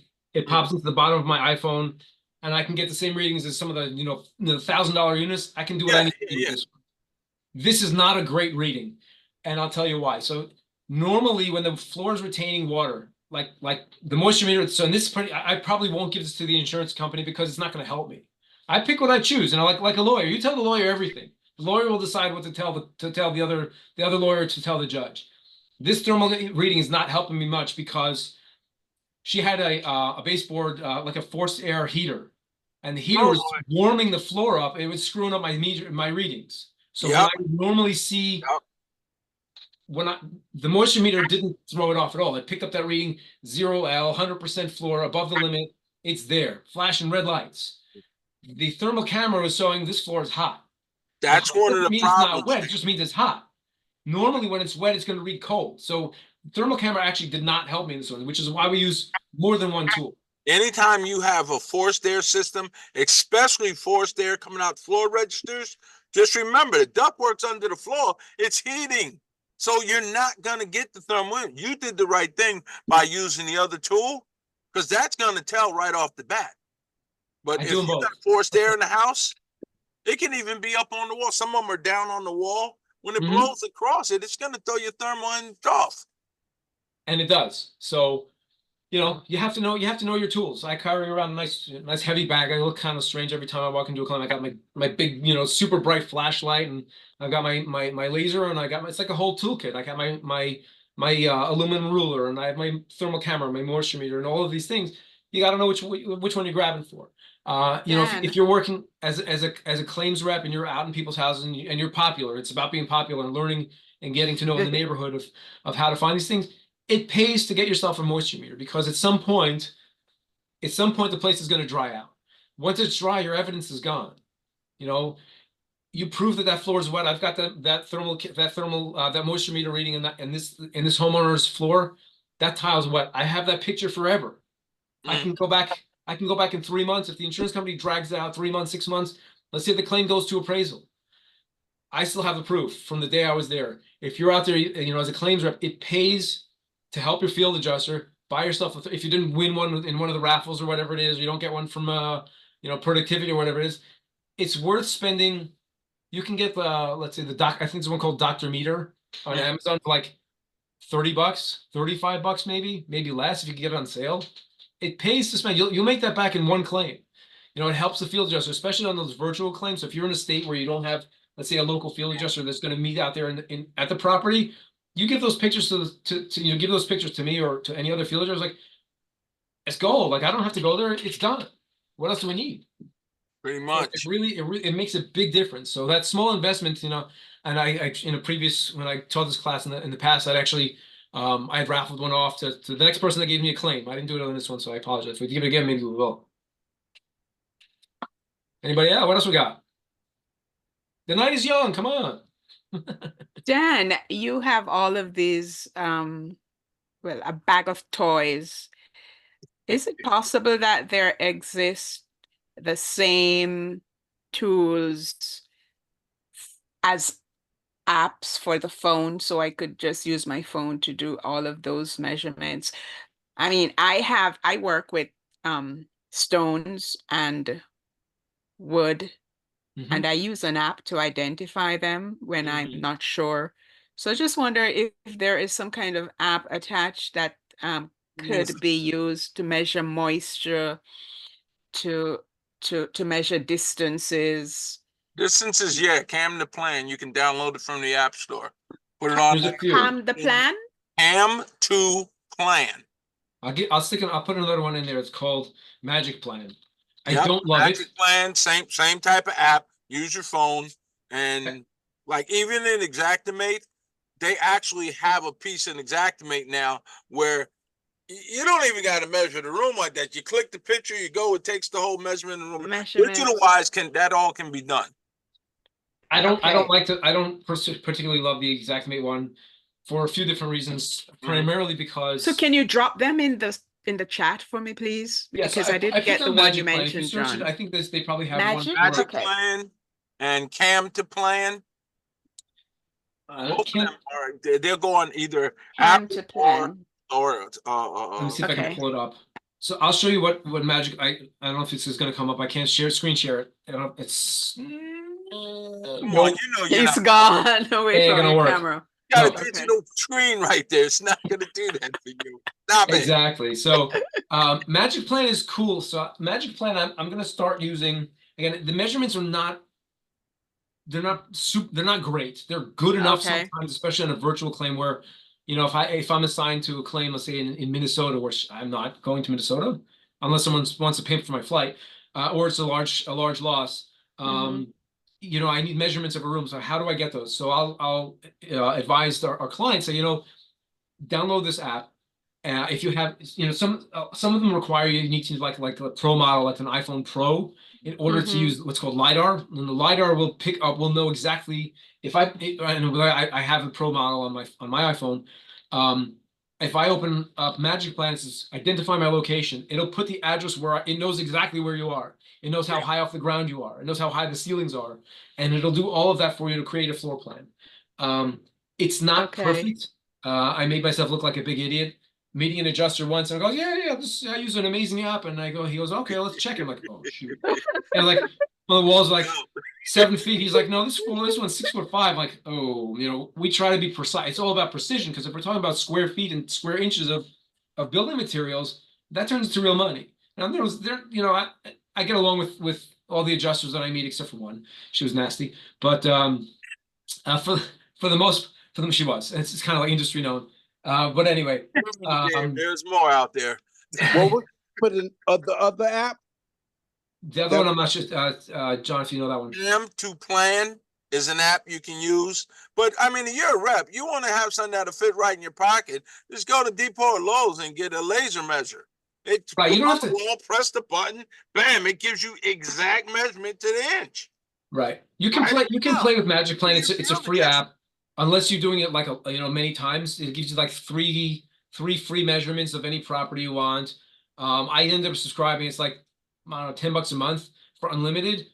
Honestly, I don't use it because like John said, again, my experience, I kind of got a little bit embarrassed because I'm very proud about when I presented the insurance adjusters. Hey, I measure this place myself. I know that it's right. I might be off by an inch here or there, or I you use a maybe have laser variations measure. in models or brands of laser measure, but I know it's going to be within an inch. Yes, sir. Maybe we might round up, like, a 7.5. I'll just put it, Mhm. a 7 foot, 4.5. I'll make it 5. Just who cares about the extra half? And nobody's going to beat you up over that. But if it's like 3 or 4 inches off, you're like, that doesn't make you look good.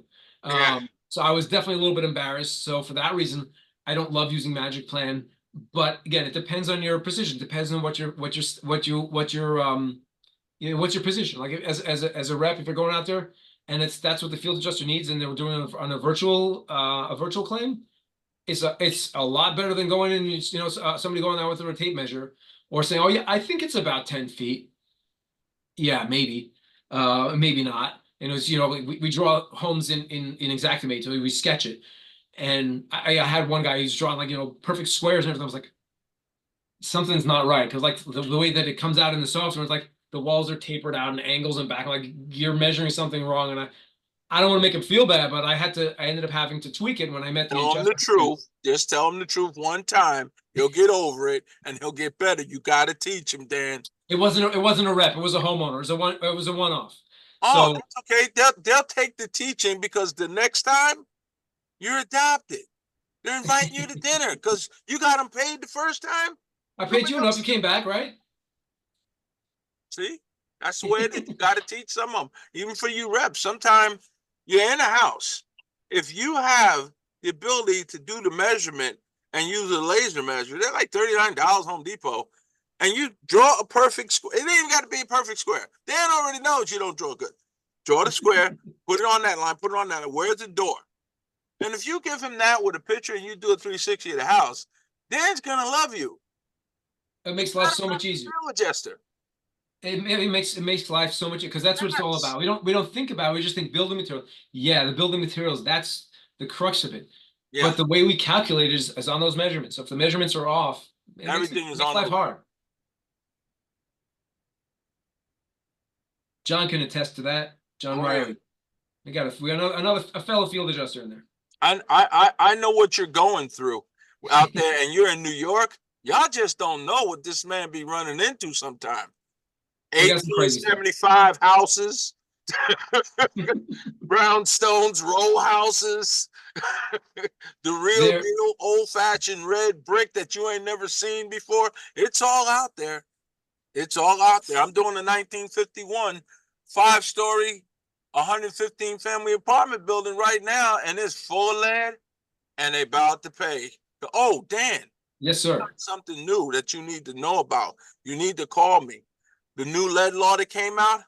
Okay. May the 1st, 2023. Every tenancy, those owners got to test them for lead now, and you got to test it. It got to pass, and if it don't pass, they got 30 days. If it ain't done in 30 days, it's up to $1,000 a day fine until it's done. And the other piece is, when you do the test, like I'll do the test, and when I send it out, if it comes back clear, 2-year certificate. I sign a certificate. I fill out a state certificate, send it to the owner. He's got to turn it into the city, because the municipalities are now responsible for doing the lead test. That's going to stop all them bad dudes from getting permits now. It already started, buddy. Crazy stuff. So when you're doing the adjustment and you know there's tenants and there's an owner, you got a way to make that boy real happy. So hopefully. Here's one. I'll show you one. I think we should probably end up, because some people are going to get past their bedtime. You were talking about fancy building. Check this one out. It has nothing to do with flooring. Totally off topic. Check this place out. Oh, Hey, like that one. oh my goodness. We could talk. So we could talk. You know, we could have a different class Wow, on My love it. goodness. on specialty stuff. Woo! This property. Wow. That's top shelf, right, boy? Yes. What neighborhood Yes, you sir. in? This is a John. This is Is a that your house, five level Dan? brown. That's my living room. I'm just kidding. Okay. Yeah, I wish. Up there on This was that this was a five May I level come brown. and photograph it? Is there anything wrong? I can see a little Oh, that's a watermark there in the beautiful setup. ceiling somewhere. That's a beautiful. Yeah, if you look right, if you look right in the corner, in the front corner, you can see there's Yeah, this was right. a Yeah. major water loss. Uh-huh. And the corner, you see the corner is peeling down from the ceiling. That mural is coming Mhm. down. Right. Dan, how old is this place? It doesn't look habitable. How old is it? Doesn't look This habitable. had a couple in their 70s in Midtown Manhattan. Oh, Midtown Manhattan, I five thought level it said brownstone. Manhattan. Five level yeah, brownstone. that's old Wow, school that's there. pretty. Each Mhm. It is floor. pretty. Look through But the I can tell window. that it's old. I mean, Wow. what year was it built? It's amazing. So that Exactly. mural is actually not that old. It's probably, I think he said it's about 20 years old. He had it imported from Italy. The dude had a lot of money. So Yeah. is it a wall? Is Floor. it then a, what do you call it? Wallpaper? It's not. It's No. actually, Okay. this was imported from Italy, and that section of the ceiling came in, I think he said it came in 4 pieces. It Yep. cost him Oh, okay. $100,000 Yep. 20 something years ago. That's We're why talking you about sit back. custom value things. So a situation like this, I walked in there and we're like, this is out of my Mhm. league. I can't deal with anything like this because I have no idea what that cost is, and there's no way for our training as field adjusters to put a I'm number. an I don't know what that artist. number I'm an is. artist. I could Yeah, deal but with that. you want to see something? Look at the chandelier. Look The where chandelier was like it's 50 grand. recessed in the ceiling. That's what tells you he bought Yeah. that ceiling and had it installed. The Mhm. original ceiling is where the base of the chandelier is. Right. It's all installed. Right. Whoever And then did the this- fresco is money. installed. Yeah. Serious money. That's a flat 5 roof on floors. there? But wouldn't 5 you bring a floors, and specialist in? the claim was denied. Was it flat? Oh, Is it a flat roof in New York? Not exactly. It was a partially flat. It was a high end. It was like it was Midtown Manhattan. New Okay. York, Property is a probably worth five-bedroom $11 million, brownstone. Yeah. and Got he a had water like leak $2 million here. worth of It coverage. went into the flooding in the ceiling. Yeah. The insurance company paid him $25,000 to get him to go away. So I made a little bit of money on it. $100,000 for the ceiling. Yeah, right. He was mad. It ended up going to litigation. I know he and they were going to was. settle it, but he had his broker shafted him, tried to save him money, give him a really bad policy.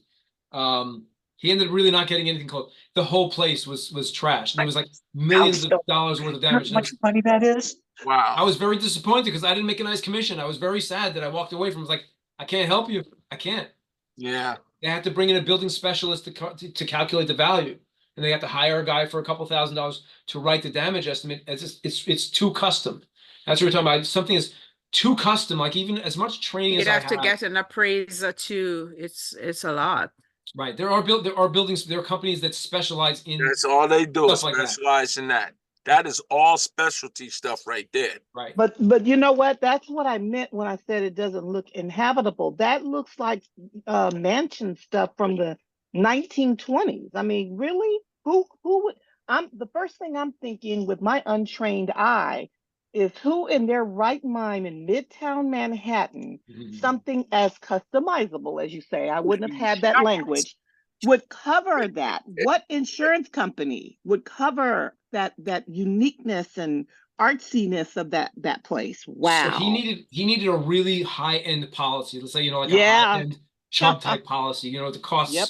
Right. maybe He'd have to have $10,000 a year. everything And he got appraised. some garbage policy for like $1,500 a year from a lousy insurance Yeah, company. that was my first And that was my you can't do first that. thought. Just looking at it, just at a glance, it looks like it's way out of any insurance He's got company antique. today. Well, Their league, out of their league. right, it's custom. So you need higher quality insurance carriers or commercial type policies. And I could show you other pictures. This place is like it was a museum. He had artwork. His artwork is original artwork, like Smithsonian grade stuff. One And of he a had kind. nothing scheduled. He has no Nothing. schedule on none of Nothing. y'all. He had like Nothing? Yep, Oh he that's my had what like it looks 200, he had like. like $100,000 worth of contents. You were Looks like brokenhearted when looks you like a Millions. I'm telling you, museum. millions of dollars of damage. you were brokenhearted when Oh, you came out of I it. was sad. I was when I got called in. I was like, oh, but we're gonna make some money. Wow. Yeah, nothing. He didn't know no better. He certainly didn't know any better. Didn't know any His better. I don't He know if a was picture comes up. probably too cheap. No, he don't care about money. You can, when you see Then this, he would they have don't had care. good insurance in the He first doesn't place. know. He should Nobody have. knows Who is what going the to policy pay says. what $1,500 for a place no, Nobody. like that? he just never $1,500 thought. would have to be for one of those paintings. Listen, Yeah, I know that's this what is you this is he had like 3 living rooms. This is one of them. look. Had I a know had that's a what you think, but I can guarantee you, I've asked the same question for 14 years as a public adjuster. Have you ever read the policy and know exactly what you're covered for? The No, answer's been no. the answer is no. That's why he didn't I'm in know. He thought it California, was and covered. They never read it. my husband and I are just now reading our policy, and he's See? looking at Oh me. dear. He's looking you at gotta know me what it at says. he's Yes. looking at me at the side eye, like, yeah, well, I guess you do know what you're talking about, you know? Yes. Yes. 40 years in this house. Uh-huh. A new roof, and now we are looking at the policy since I'm a little 3-week-old trainee in Metro Public. You know, I've been around 2 months with you guys, and now it occurs to me we need to read the policy. Sound like Mama Bear Yes. to me. Oh my God. Mama want- Bear that kicked in, if you- Dan. Here's Gordon. If you ever go to the training done by Tony DiUlio at the convention, Oh, you'll meet yeah. Tony. Oh, yeah. Tony's big line is RT. Yes, sir. Read the policy. policy. Read Policy. the full policy, as he says. Yeah. The full policy. If you Yep. don't read it, you don't know, and that's from the attorneys. So if you got to know what you have, and it's tricky. Some of those policies Yes. they're not really No, English. They're I've written got like Aaron. hieroglyphics. I've got Aaron just in one paragraph. He is interpreting for me. Well, the Mhm. policy says yada yada yada. I'm like, oh, okay. What does the policy? I don't know. Who knows? All you got to Yeah. do in your policy, there's a section in your policy that says duties after a loss. That is the most Duties important after part a of the loss. policy. Read it. If you I'm don't gonna do what look at it says, again. Thank you. you don't do what it says, they will come in and say, you didn't follow duties after loss. You're denied on a perfectly good claim. They'll tell you Mhm. anything, of Yeah. course. And don't If you wanna- ask your agent because they don't know. They're paid by the No. insurance company. They No, don't. they They're don't paid know. not to know. They're paid not to know. That makes sense. That makes sense. In, I've been killing them. some states, the agent Look at can be that held woodwork. responsible. Oh Some my states. God. In New York, they're not. So in New York, they expect you to read the policy, and if there's a mistake on it, that's on you. You should have read it. That's There's right. no liability. You can't sue the agent for screwing it up. God, I want to Oh. take that woodwork home with me. Are you kidding me? Nice. I I know want what that's like. woodwork. It's like solid mahogany with like filigree inlays. I don't know what wood. that's worth. Jeez.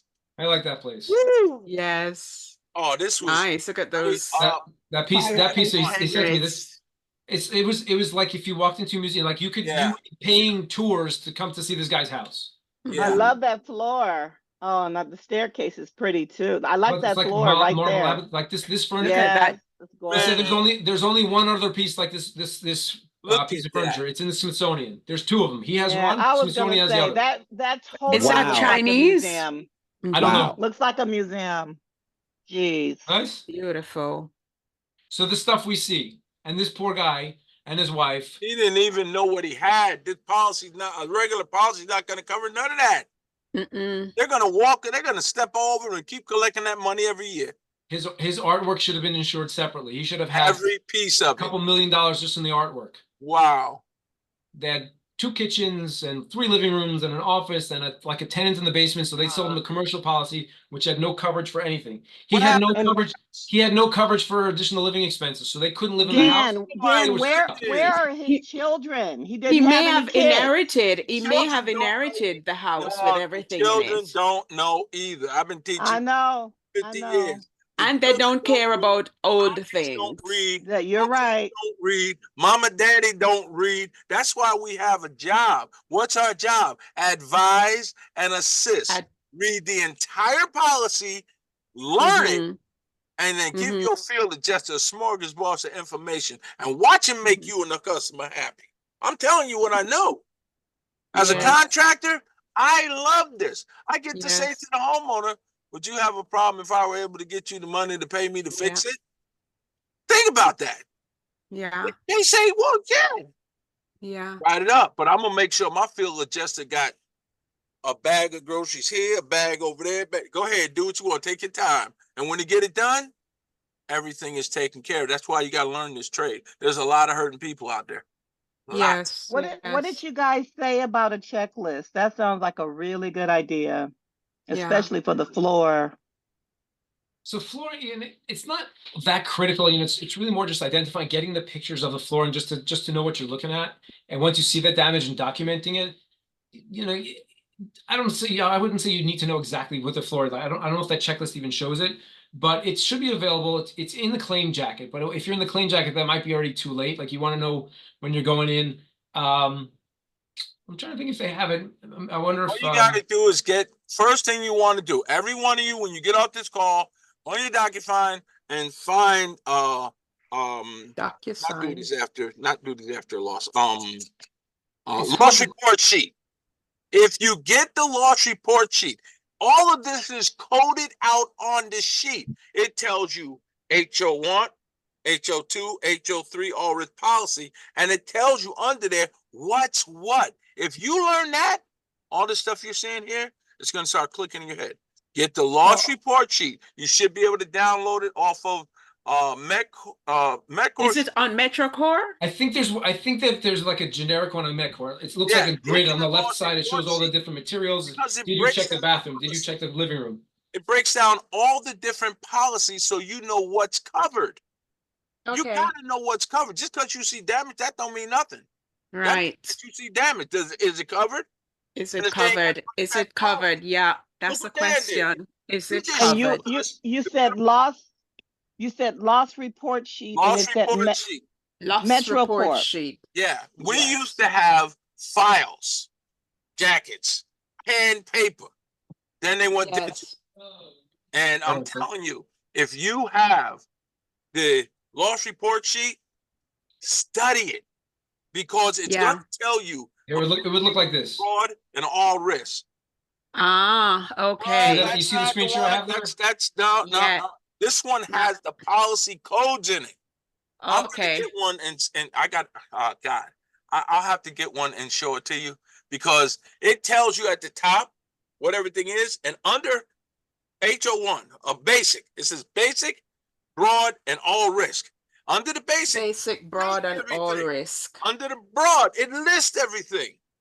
Ask your upline for a loss report sheet or call the office and ask for it. I promise you, if you get that, you will begin to understand the policy.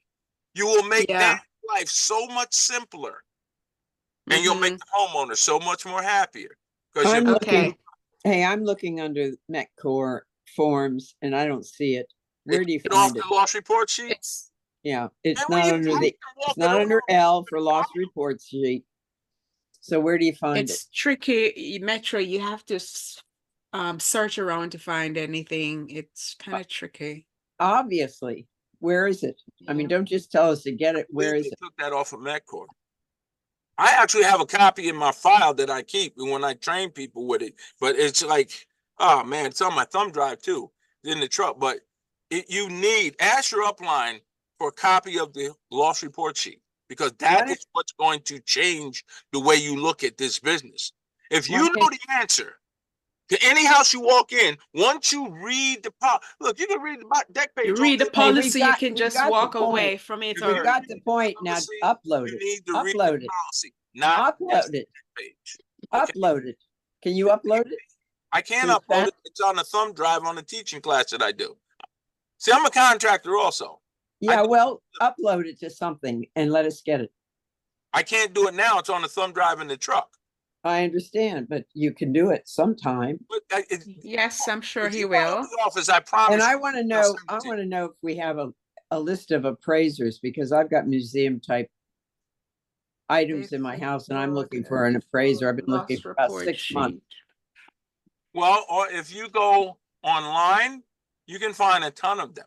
They'll I know, but I want a good value one. of I want to know if everything. we have any that are recommended as appraisers. No, we don't recommend appraisers like that. The appraisers we do are when you go into battle to court and they Yeah, I can't. understand that, but you Different know, kind, yeah. it'd be really good to be able, well, if they're the good appraisers, then we should have But their they're name. different type of appraisers that we use. Right. That's what You're I mean. talking about for that furniture. Because when I saw what I saw in there, my heart was hurting. When Dan, you said you walked in there, buddy, I know how you felt. And when you looked at the policy, $1,500, I know you were about to cry. There was Oh. no way in the world. Oh my God. It got worse. It got worse because Oh, man. not only did they not have enough coverage, they also had a 100% co-insurance clause. We could do a class on that too. It's completely separate. Get out of here. So basically, the case ended up going to court. I think they Wow. finally settled. 100% co-insurance means that whatever every dollar that the insurance company agrees to value, you're paying dollar for dollar. They pay one, you pay one. Oh, So man. $100,000, you're getting 50. 200, you're getting 100. Were they senior citizens? They were senior citizens, and the guy There probably you go. the They homeowner throwing was seniors out. he was an investment banker. I think that the wife was just for fun. She raised charity for Wow. these high end places. Like she said, oh, I know Estee Lauder and I know this person, and they made a bank, as my Very kids say. They sad. made bank, right? So they had the money. They could have afforded a policy, but someone was trying to save them a couple bucks, and they didn't do them right. And it's sad because the guy was, most people say I got $25,000. He's like, I don't even want the check. He's like, I don't even want the check. It's like, you don't have to cash yours. I'm going to cash mine. That was You don't have to cash yours. I don't care. That was an insult in that house. Come on, you couldn't do one room with $25,000 in that house. Jeez. All right, I will say, I'll give you one more information just about that, and then we got to end it because I got to get moving. So they ended up categorizing. The insurance company said it was a sewer backup. So he had an endorsement of $25,000 for a sewer backup. The loss happened. The loss took place on the 5th floor of his home, up on a terrace. What? You can't possibly have a sewer backup. By definition, you cannot have a sewer backup on the 5th floor. It's not possible. It didn't make any sense. That's a straight up lie. I'd have gave you documentation that that's a lie.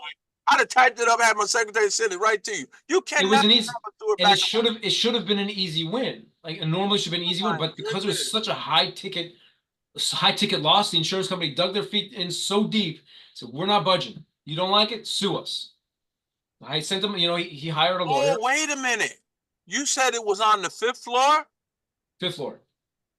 What happened? Sewage all over? No, he had on the 5th floor terrace. He forgot to disconnect. This was last year during we had a whole weekend of pipe freezes. Right. He forgot to take the hose off the bib outside. Right. It froze. It busted the spray. It busted the line. The terrace, which was designed for planters, filled up with water. The drain filled with water, froze. The water came through the door upstairs, down 5 floors. So it was a freshwater line. So by the definition, it's an accidental discharge of water. That's exactly what it was. Clear cut. They didn't care. Actually, see, this is why they tried to play you and took you to court. You had water that was frozen out on a terrace. It was made where the water couldn't escape and run off the edge of the terrace. It had a floor drain. The floor drain froze with the water. Floor drain. No heat. It froze. It busted. It took out all the floors. That only applies inside. You gotta have the. It was the insurance company playing. Let's roll the dice and see what happens. They did. They played the game. They did him dirty. In the end, they offered him a settlement. I don't know what he got, but because of the co-insurance clause, you can't get rid of it. He didn't end up with a whole lot. I ended up with co-insurance. They're dead, pretty much. Dollar for dollar. And there's nothing we could do about it. So educate him and teach him and help him get a policy. Because that right there, sometimes that's going to be your job. You got to help these people. They don't know. That beautiful house you just saw, co-insurance, $1,500 policy. Mr. Firestar, can I email you so that when you get the thumb drive, you can send me that, make it easy, and send me a copy of that. The loss report somebody just posted in the chat. Somebody posted in the chat. Posted what? The loss report. Yay. There you Whoa, go. When you okay. look, people, when you see that loss report sheet, here's how you read it. Top one, broad, Hi. basic, and then your all risk. Now, Hey, it's gonna have columns turn this tell down. you what's covered in each one. Make Oh, my goodness. sure you No, read it's the policy webinar. from front to back, It's about ready to end. because Wait, I can't But hear anyway. him. Hold on. We got two people talking. What did when you you got- say? when you get that loss report sheet, the one thing you're gonna need to do if you want to get good in this business, read the full policy front to back. Because you remember Farmers Next Generation? You know why you don't see it no more?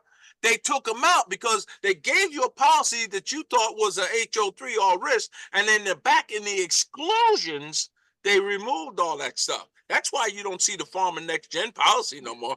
You got to read duties after loss. You got to read everything in that policy. There's a whole section that is definitions. The wordplay that the insurance company uses is broken down in the definitions. Nobody reads it. Everybody looks at the deck page. And that's not going to help you. Read the policy. Once you begin to understand it, the loss report sheet is showing you the words of what's covered and what ain't covered in what type of policy. Thank you for that. After that, it's a wrap. So hold on, I got myself muted. Oh, no, I'm unmuted. There's an insurance company here in New York called Kingstone. Their policy is called, the title of the policy, and let's go back to John. I really got to end because my wife is actually going to kill me. Just start banging on the floor. The policy is called HO3, 1, 2, 3, 4, 5. That's the name of the policy. They say that it's not an HO3. So I have two claims again.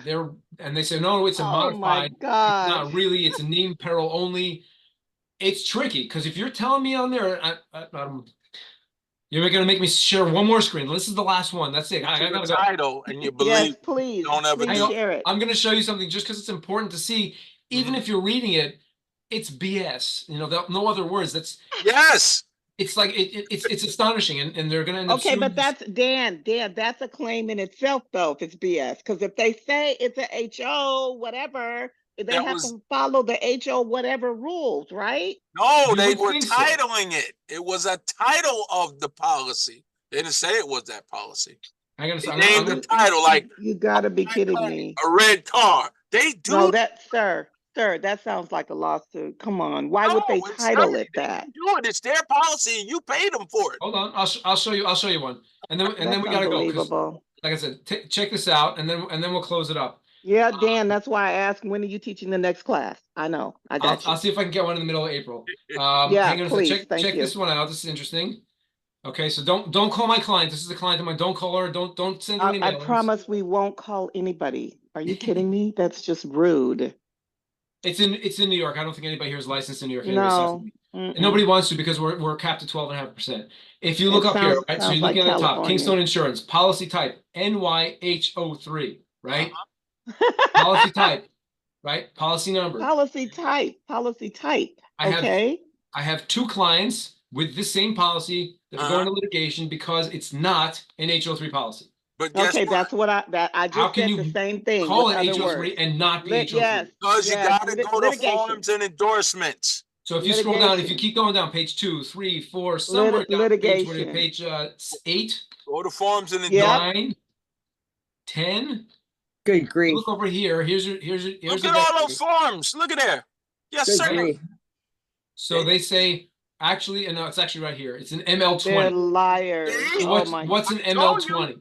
You can have a title. I can say my car is a BMW and it can be a Volkswagen. I can title it that. That don't make it. You see them take Volkswagen and put a BMW emblem. It doesn't make it a BMW. And in the pages, it tells you in forms and endorsements, here's what it really is. How you gonna sue them? And you didn't read it and paid them for the policy. So there's Forms that and becomes a question. endorsements. Is that Forms and tricky? And that's very endorsements. tricky, and it's probably unethical to write something like that. No. And I'll let you know what happens in the court case because It's immoral. Because I would have to try it. I would have You to can try it, litigate. but I can tell you right now, the reason they did it was because the law's on their side. It was your responsibility and duties after law Oh, wow, to read the Dan. policy. And that's what they Dan, gave up let on. us know what happens, Dan. I 15 really years want to I've been know. watching them do May I that. ask a It's gonna question? take a while, but you know, Yeah. it's gonna go to litigation. You know, I 15 two years. cars. I've been Wow. watching them do it. That's how they got rid of Farmers Next Gen. That's kind of my right. That's which is why I'm telling you. You know, That's you the point remember is the like Farmers Next Gen? they do this stuff, and if They nobody do barks it. back and nobody tries to sue Wordplay. them, They'll You're right. continue to do it. Yep, Real somebody quick, has somebody Dan, got to slap them. Okay, Dan, guys. don't forget, you're gonna have to take that part off your recording, the personal information. Yes, Make yes. sure you take Then that what out. you do when you do a policy, white it out. Use some whiteout over it. To print Well, out Yes, a copy please. and use Don't share whiteout. that. Like I said, don't share that. That's just part. That's just for me for my. Yes, class. but you're Yeah, I know, recording. but it's in the Dan, recording, so you Dan, gotta you're take it out the recording. recording. It's in the recording. I So don't know if we anybody can. that recorded this, they got it. What's an ML20? Dan, you have to clip it. You have to get in touch with somebody in admin and clip Yeah, and clip clip it that out. off. Yeah. She changed insurance companies. Not so worried about it. Edit. But again, Okay. there's no like Still. there's no That's a social sad security or thing, anything on there. I'm man, not when really they so do worried it about like that. And Farmers is the one that started doing that stuff, calling it one thing, but then as soon as you go to Farmers and endorsement, Oh, wow. It's something else. they So- take it out. That's what they call Farmers Next Generation policy. They gotta Right. stop that mess. 5 That years is of that just policy. not cool. 5 years they screwed a lot of people. Because when you look in forms and endorsements, all that all risk stuff they were talking about, they took it out in the endorsement. It says it is not covered. That's why you got to read the policy. Definitions, duties after loss, forms and endorsements. If y'all don't do nothing else, read Forms and endorsements. forms and endorsements, Right? It's duties learning. There's a after lot out there. and All right, folks.